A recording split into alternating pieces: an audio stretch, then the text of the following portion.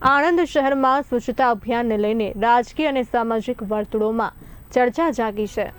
નવા bus stand પાસે મહાનગરપાલિકાના મેયર અને પદાધિકારીઓ દ્વારા હાથમાં ઝાડુ લઈને સ્વચ્છતા અભિયાન યોજવામાં આવ્યું હતું, પરંતુ સ્થાનિકોમાં અભિયાન કરતાં વધુ ફોટો સેશન અને પ્રચારનો કાર્યક્રમ હોવાનું ચર્ચાઈ રહ્યું છે। બીજી તરફ બસ સ્ટેન્ડની પાછળ અને આસપાસના વિસ્તારોમાં કચરાના ઢગલા હોવા છતાં ત્યાં સફાઈ અભિયાન ન પહોંચતા લોકોમાં નારાજગી જોવા મળી હતી। આ સમગ્ર ઘટનાને લઈને શહેરમાં સ્વચ્છતા અભિયાનની વાસ્તવિકતા અંગે ચર્ચાઓ તેજ બની છે।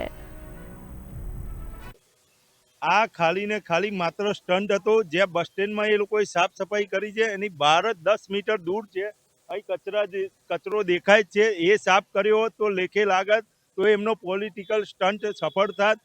બાકી આ માત્ર ને માત્ર નાટકો કરે છે। વિશ્વ પર્યાવરણ દિવસે વૃક્ષો કાપે છે। કાલે એક વડને કાપ્યો છે, ગામડી વડે, જે બહુ જૂનો વડ હતો। અધિક માસમાં વડને કપાય નહીં, ટ્રીમિંગના નામે આ લોકો વૃક્ષો કાપી રહ્યા છે ને એક બાજુ એક પેડ એક દેશ કે નામ એવી રીતના પોલિટિકલ સ્ટન્ટ કરી રહ્યા છે આ લોકો।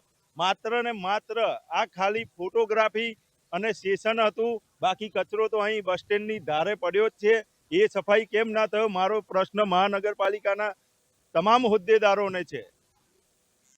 જે રીતે આ સમગ્ર કરમસદ આણંદ મહાનગરપાલિકામાં સ્વચ્છતાના નામે જે વાતો ચાલી રહી છે એના એક આજે નાટ્ય સ્વરૂપે બધા જ ભાજપના કોર્પોરેટર ભેગા થઈ ખુદ મેયરે થઈને ત્યાં સાફ સફાઈના વિડીયો મેં હમણાં થોડા સમય પહેલાં જોયા।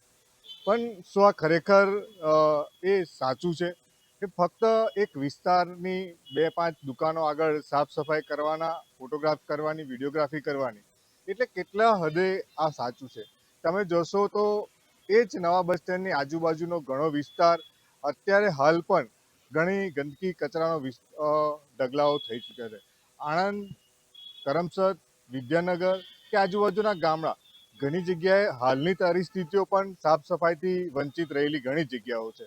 એટલે જો ખરેખર આ કાર્ય કરવું હોય તો જે કર્મચારીઓ છે એમની સાથે સંકલન કરી અને ડોર ટુ ડોર કચરો જે ઉઘરાવવામાં આવે છે એ એજન્સી સાથે તાલમેલ કરી અને સમગ્ર જે શહેર છે એને સ્વચ્છ રાખવા માટેની એક આયોજનબદ્ધ કામગીરી કરવી જોઈએ।